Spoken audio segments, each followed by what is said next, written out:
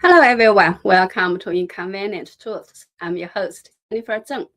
The Chinese Communist Party is secretly accelerating the supply of weapons and military materials to Iran through two channels. This information comes from former Peking University professor Yuan Hongbin. In an interview with the Chinese language media Weixin Times, Yuan Hongbin said that Xi Jinping is currently sending combat support to Iran's Islamic Revolutionary Guard Corps through two routes.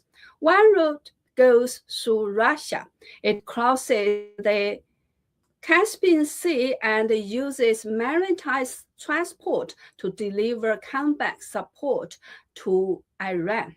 Recently, media reports said that Western intelligence reports claim that Russia is transporting drones, medicine, and food to Iran in stages. The reports also describe in detail Moscow's efforts to support Iran to continue fighting. Since some U.S. defense officials also said that the motive for Moscow to provide more advanced drones to Tehran is still unclear because every piece of ammunition sent to Iran means that Russia cannot use it on the battlefield in Ukraine.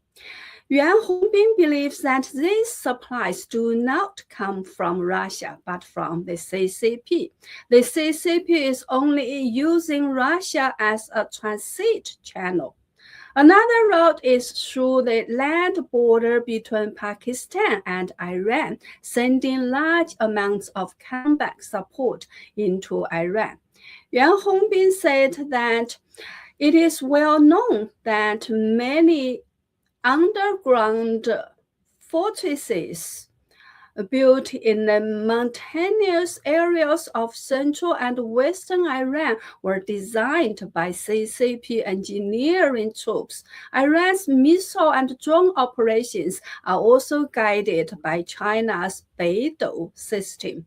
The key technologies and the key components of Iran's missiles and drones, such as chips and electronic warfare equipment, are all manufactured by the CCP. These are now continuously transported into Iran through maritime roads across the Caspian Sea and through the land borders via Russia and Pakistan.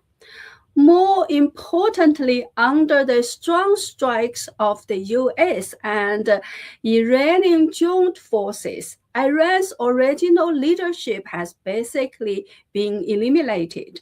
The new leadership has clearly not yet established a complete command system. So, under such circumstances, Iran's counterattack forces have actually entered a forced decentralized state. In other words, the combat actions of Iran's Islamic Revolutionary Guard Corps are basically decided by mid-level and lower-level officers.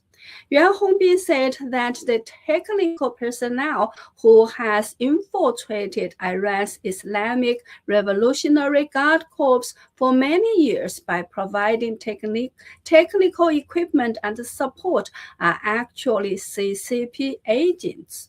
They are still playing an important role within the Islamic Revolutionary Guard Corps. This important role is not only reflected in combat operations. According to CCP insiders, these technical personnel directly promise mid-level and lower-level officers of the Islamic Revolutionary Guard Corps that as long as they continue to carry out counterattacks against the U.S. and the Iranian joint forces, even if they are defeated in the future, the CCP will provide them with political asylum. Such promises are used to support the fighting will of the Islamic Revolutionary Guard Corps. Yuan Hongbin said that after the US-Iran war began, Xi Jinping gave a basic strategic instruction for this war, which is to turn Iran into another Afghanistan for the United States. That is to say, to trump America's national and military power in a long-term war in Iran, thereby creating strategic space for the CCP to launch a war against Taiwan. Specify this specific strategy for turning Iran into another Afghanistan for the United States is to act as a two-faced player.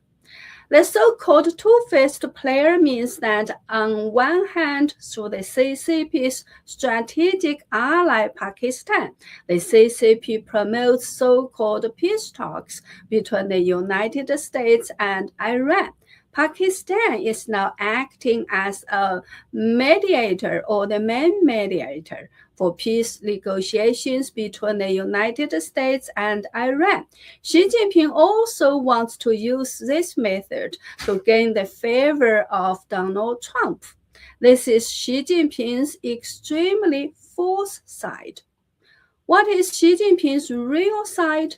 It is that the CCP's internal and external propaganda is now constantly publishing a series of false information every day, trying to make the world believe that Iran still has strong counterattack capabilities and that the United States is already overstretched and has fallen into a passive position in the war against Iran. Yuan Hongbin said that one important reason why Iran has not yet finally surrendered under the strong strikes of the US and the Iranian joint forces is that the CCP regime is doing everything it can in a two-faced way to support Iran's anti-human rights theocratic regime. He said this is now one of the most important factors in the US and the Iranian operations against Iran. So, in a certain sense, the current war between the United States, Israel, and Iran is, to a considerable extent, a war against the CCP regime.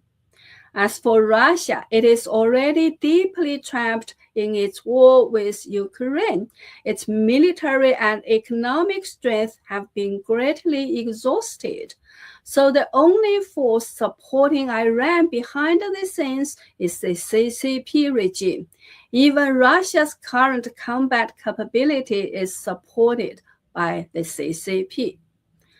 After carefully studying her own sources from within the CCP system regarding the CCP's full-scale arming of Iran, Canadian writer Sheng Xue also reached the same conclusion. She believes that the CCP's comprehensive assistance to Iran is in fact intended to fight a proxy war of attrition. That is to say, the CCP knew that the United States would sooner or later strike Iran. Therefore, it has been helping Iran in advance in all aspects, including weapons, military industrial facilities, and nuclear materials, so that Iran can first consume as much US power as possible. In this way, when the CCP later takes action on Taiwan, it will face less resistance. Of course, I believe there is another reason why the CCP supports Iran. The CCP may also want to use Iran as its own testing ground for weapons to test and experiment with its newly developed weapons and equipment.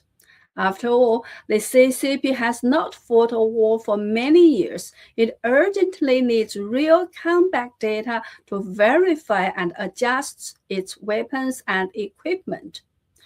Regarding the CCP's full military support to Iran and the fact that after these military systems performed poorly in the recent Iran war, a large number of military industry and weapons-related scientists in China have been purged.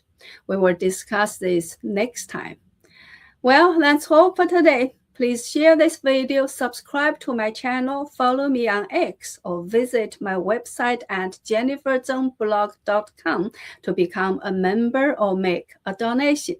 This is a crazy and fast-changing world, and I do my best to bring you the latest information and analysis that official media will not cover. Thank you. See you next time.